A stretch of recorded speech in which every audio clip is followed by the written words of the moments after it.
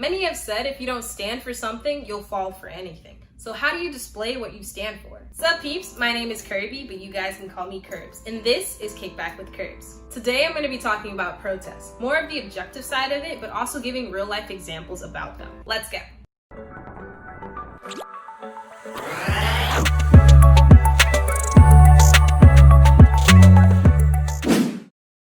To begin, what is a protest? The Webster Dictionary definition says that a protest is a solemn declaration of opinion and usually of dissent. If you break up the word protest, the prefix pro stands for rudimentary or earlier than. And the word test means a critical examination. So basically it's examining something that previously happened. To dive deeper, we're going to go into the why, what, and how of protests. Let's start. So why do people protest? It's to display what someone believes in, or opinion on a stance. What do people protest for? It's normally to detest an injustice or a civil liberty. Early protests can date all the way back to the Boston Tea Party and then to women's suffrage, continuing to the civil rights movement, now to the more current George Floyd. An injustice is the violation of a right or the right of others. Some causes of injustices are racism, discrimination, and prejudice.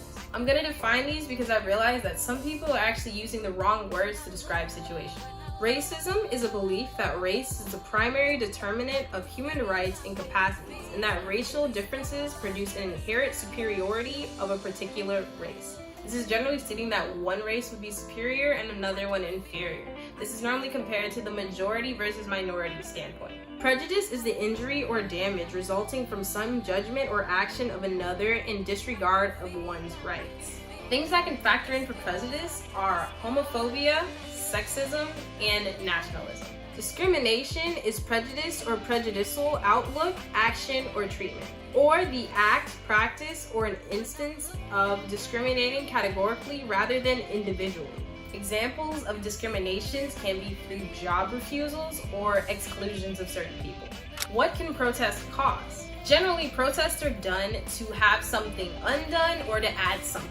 They normally have to do with adding legislation, reversing a previous legislation, or to call for the arrest of somebody. What generally happens at a protest? People come together, and these people are termed protesters because they are protesting, and they will hold signs displaying what they feel or a message specifically, such as no justice, no peace, women's suffrage now, we're not gonna have this type thing. The majority of protests are peaceful, and they start off peacefully, but sometimes they can get out of hand.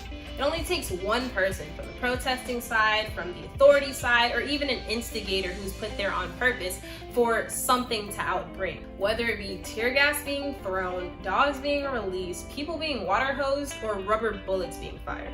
Sometimes even riot or looting can come into play when the peace is being disturbed.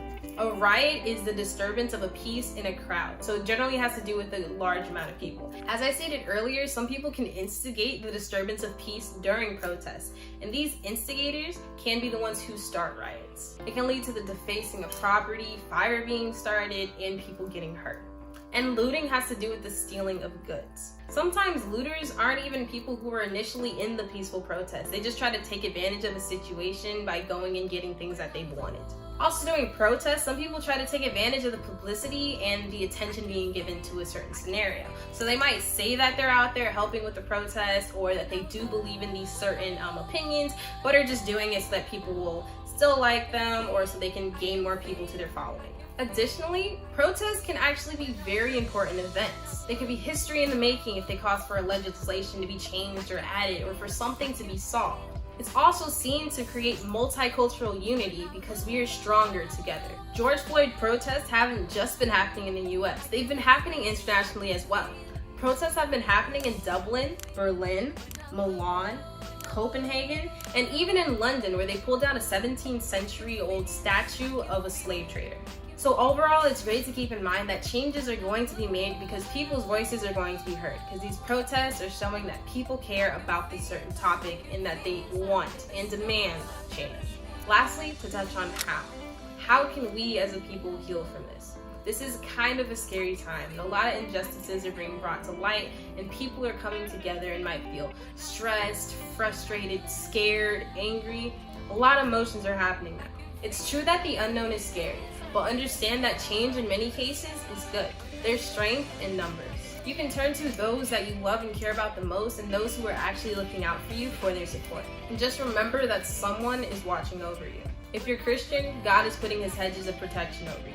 If you lean towards another faith, then that God in you or around you is also looking after you. Or whatever source you draw from, something and somewhere out there is looking after you. Alright my dudes, that's all we have for today's video. Hopefully this video helps you understand protest a little bit better. Also, if you don't already know, we're trying to get 1,000 subs in 60 days. What will you get for subscribing? You'll get a personalized Kirbz shout out if you put your name and your city in the comments below to the 1,000 subs in 60 days video, which will be right here. Yeah. Also, if you want more information on the protest happening now or just information on how you can help in general, I'll be leaving a ton of links in the description down below. If you like this video and would like to see more, don't forget to hit that subscribe button. And if you think I did a good job, give me a thumbs up so I know how I'm doing. But until next time, adios for now.